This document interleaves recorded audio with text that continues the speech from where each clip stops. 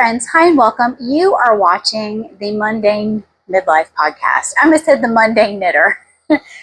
This is take 500, can you tell? All right, so thank you for hanging out with me today. If you are new to my channel, welcome. My name is Wendy.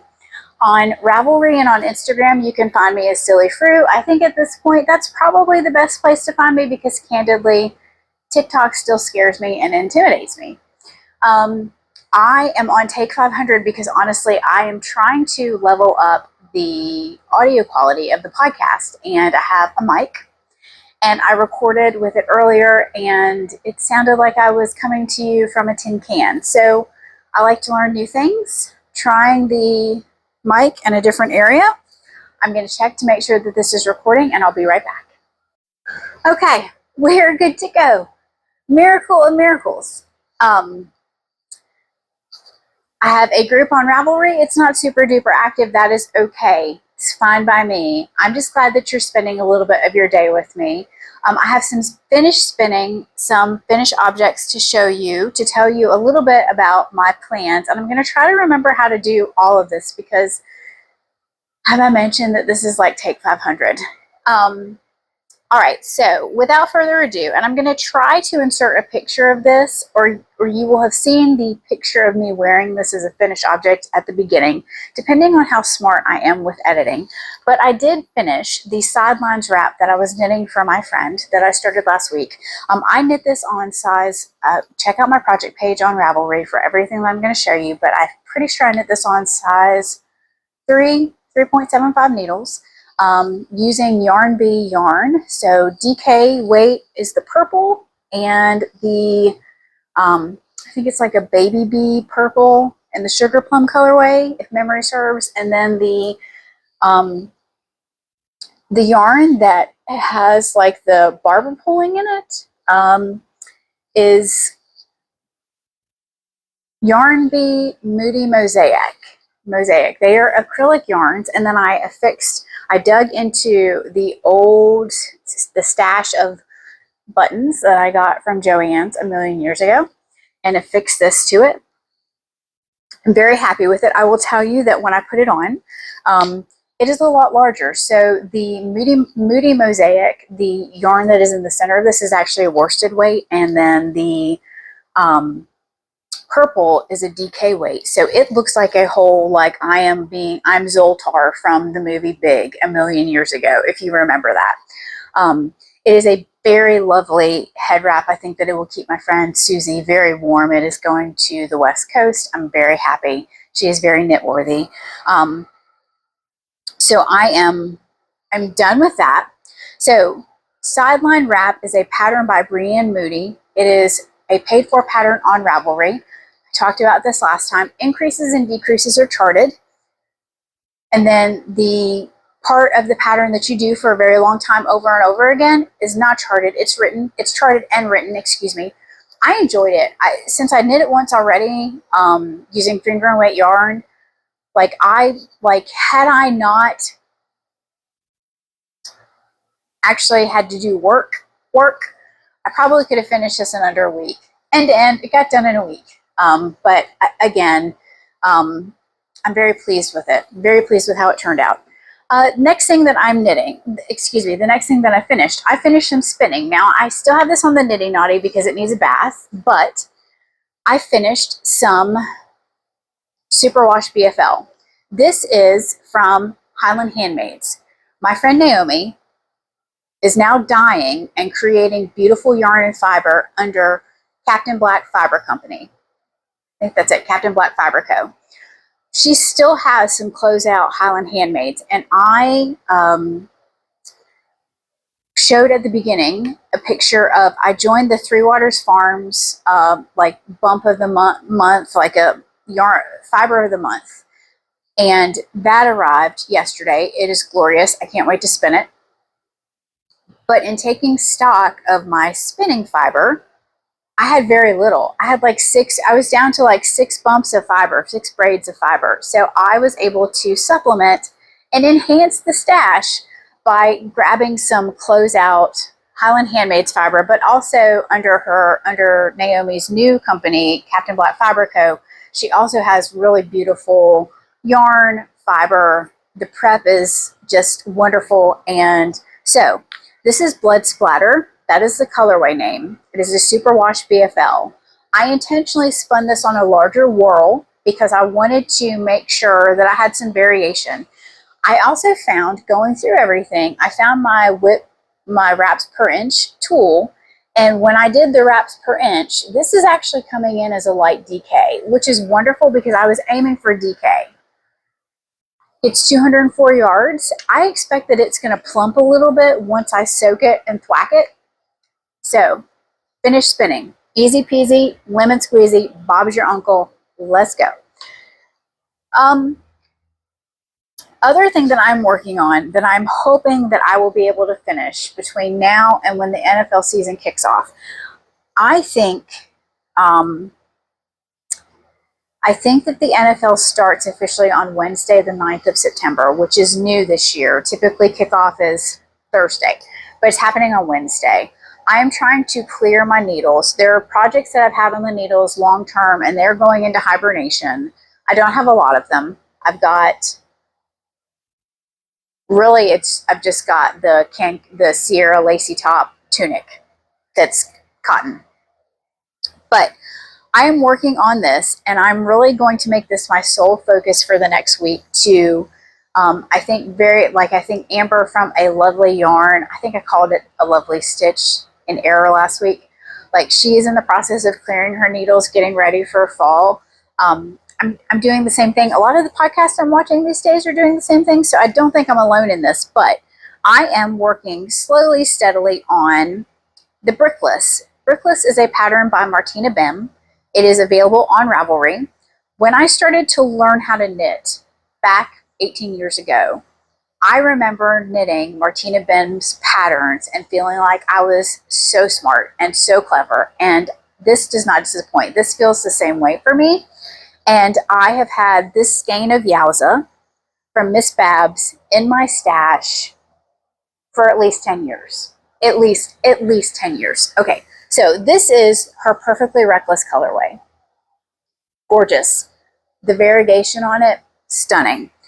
For those of you who may not be aware, Yowza is a very ample, generous skein, and it is technically, I actually have got my ducks in a row. It is 560 yards, 8 ounces. Typically, like, it's now kind of classified as like a light worsted, heavy DK. It's a joy to work with. I actually put stitch markers on to track. So when I told y'all about this for the first time when I showed it on the podcast, do you see the little popsicle stitch minder? So that's where I was, and I've got to hold this the other way. I picked this back up yesterday. I was watching preseason football, and I put a marker here. So I have knit pretty much from here up. And I'm really going to do that to keep an eye on it because I cannot wait for this to be done so that I can, block it and wear it. It's one of those things that you start with a couple of stitches and it grows, and you pretty much knit until you run out of yarn, and it's got teeth on it. And it will be a gorgeous, really beautiful, like, shawlette. Pattern is written, I think the pattern is written for finger and weight. Don't hold me to that, but I think it's written for finger and weight. It's also, what I have found with Martina Bim's patterns is that they are great patterns for hand spun, and because you pretty much knit until you're done. You're knit until you're done. And that is very much what my intention is with this, and I'm happy to say that this yarn ball keeps getting lighter and lighter, which tells me that I have an opportunity. I've got at least a week and a half, I think, if I'm mathing correctly, which is always suspect with me because math and I we're not besties, but super enjoyable pattern, especially if you've got some really lovely variegated yarn in your stash. I can't say enough about it. The other thing that my plan really is that when I'm in meetings, I for sure, one of the like midlife, menopause, perimenopause things for me is that my monkey mind is redonkulous. Monkey mind all day long. knitting really helps, y'all. For me, knitting really 100% helps me pay attention. The other thing that I've been working on, and I've stuck with this, which is amazing for me because I also could have a podcast called The Distracted Knitter. I'm sure that there are probably at least 3 podcasts that are appropriately titled that. I am working on my coziest memory blanket, and I am trucking. I am so still enjoying this, and I picked up and started on the 2nd row. So I'm going to show you the progress that I've made. Hopefully I won't take my eye out. But I'm doing 10 blocks across. This pattern is a free pattern on Ravelry by Kemper Ray, otherwise known as Junkyard Knits. Doing 10 blocks across. You would have seen the 1st row last week. Okay, I am on block 7 of the 2nd row. Y'all, I'm not mad about it. Not even a little bit. I love it. I love it. I love it. I come home from teaching, and after dinner, I just grab this and knit on it, and it just checks all my boxes. I love it when it happens like that for me. And I will tell you, I'm kind of carrying. This is a basket that I ordered from Molly from a Homespun House very briefly when she was in the United States, and it is a perfect basket. I'm so happy to tell you that I've got to restock it because I've made quite a dent in my scraps. Between having a knitting machine where I can do hats and then this project, real talk, like if there's an indie dyer that is doing a blanket club for next year, that might check my boxes. I know of at least a few. I do have one that is coming that I joined that I think I get the first shipment next month, but that's DK weight because I think Empty Knitster last week shared a link with me for another like scrap blanket that looks like it's knit on the bias, and that thing looks like something I would love. I'm just in this really grateful place of knitting things and being happy and content with working with my hands and creating things. So I think that is it. The other thing I will tell you, I'm going to tell you a little bit about kind of my plans for the fall because I have got plans. I'm happy to tell you that if you are going to SAF, otherwise known as the Southeastern Animal Fiber Festival, I will be there, but I'll be there on Friday only. That's probably very good news for my checking accounts. And I'm very much looking forward to that. So if you see me, please come say hello. Life stuff, what I will tell you is everything is going well. I listen to a lot of audiobooks from the library because I've got, at least when I go and I teach jazzercise with traffic, it's like anywhere between 30 to 40 minutes of a commute. Not bad. I'm not mad about it. I enjoy being able to teach. The most entertaining thing, and I think I will try to either put the video of the robomower here, but with us being in South Carolina and with us having heat advisories, it has not been safe for me to take our self-propelled push mower and cut the grass. It's just, if there's a heat advisory, you need to make sure that you're hydrated, you need to wear your sunscreen, and you need to stay inside as much as possible. That's just my opinion. I'm not a doctor. I don't play one on TV. So Chris and I decided to take our chances, and the robomower, really, we bought a robomower last summer and have only run it in the backyard because I normally love cutting the front yard. I'm one of those weirdos. I like to be outside. And we let the robomower map the front yard, and the people watching alone, of the number of people that stopped and just stared at the robomower or just slowed down while they were driving past, was very entertaining. Very, very entertaining. So, I mean, life is really good if like my entertainment is the robomower. Can we just discuss that the entertainment is the robomower? What else can I tell you? I'm grateful that that fall will be here. Like, I have so ready and excited to decorate the house with fall stuff. I'm ready. come on. Speaking of ready, though, let me tell you what my plans are for the Pigskin Party Knit Along. So, if you are new and you've never heard of the Pigskin Party Knit Along, let me tell you about it. It is hosted by Jen of DownCellarStudio. This is the 13th year that she's done it. It runs in alignment with the National Football League season, from kickoff all the way to the Super Bowl, which is, I think, the first Sunday in February.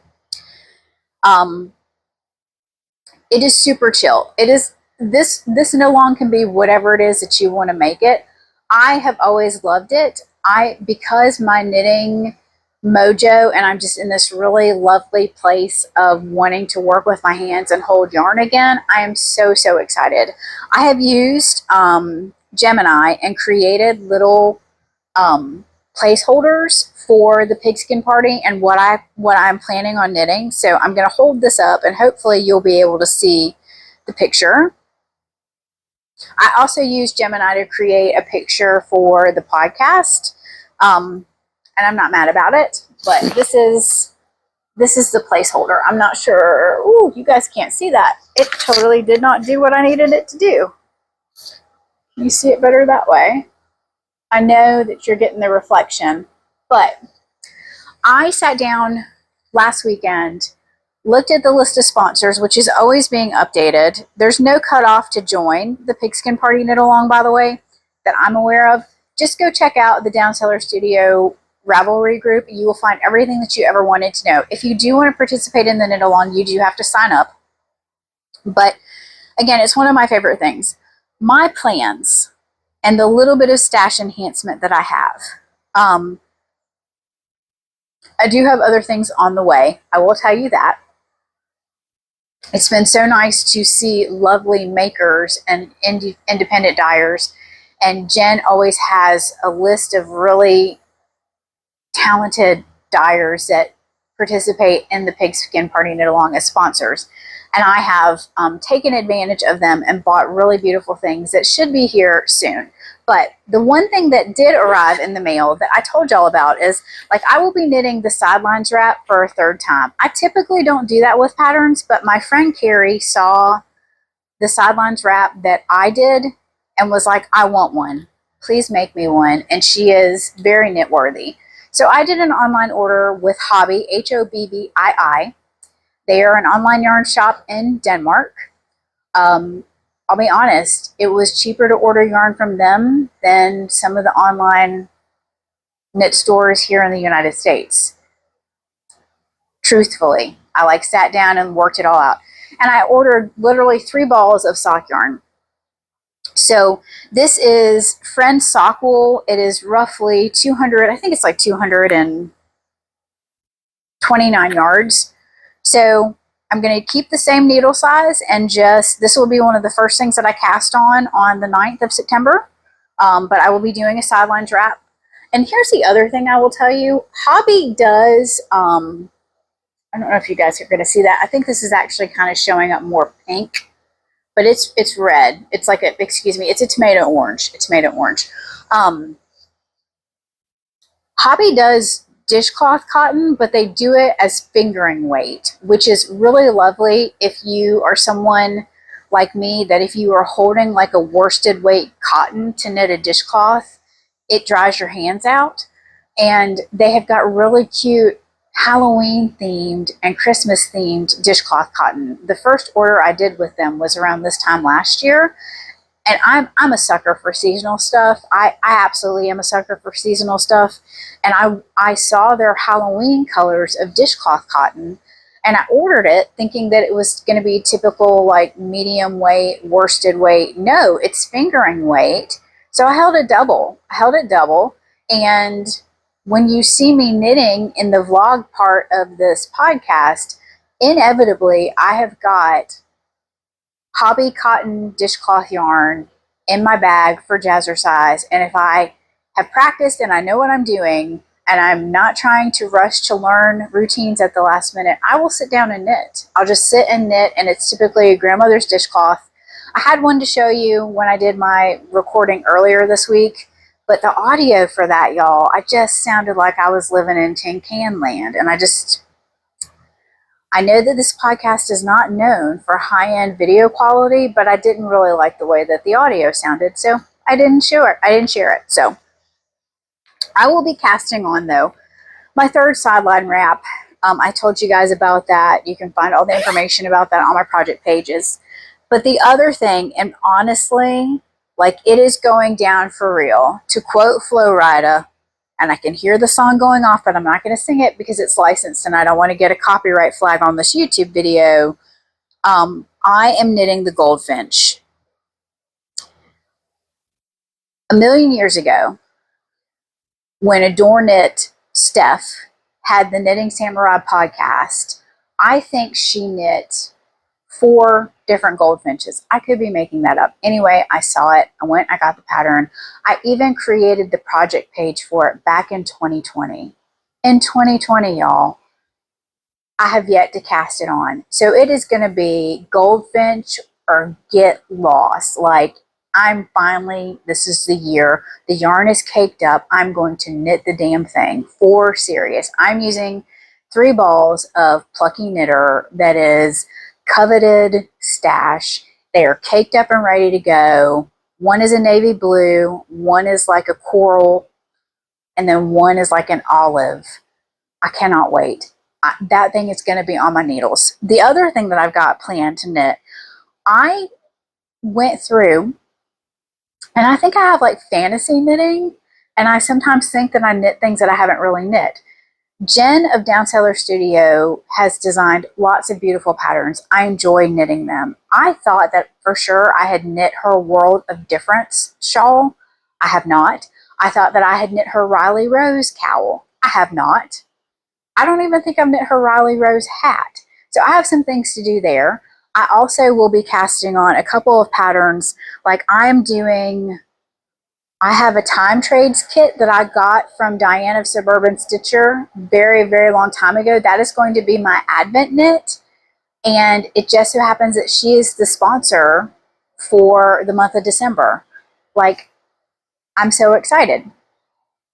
So I have plans, but to execute those plans of knitting goodness, I've got to clear the needles. The other thing that I'm so excited to tell you about, like, excited and overwhelmed in all the best possible ways, is I saw on the Dean and Bean Facebook page, they are ahead of production, and where their 3D printed circular sock knitting machines would normally have an 8 to 10 week lag time, it's now down to 6. So I just checked where I was in the queue, and y'all, my circular sock knitting machine, the little light pink beauty that she is, that is going to ship anytime between the 21st of August, today is the 23rd, and the 4th of September.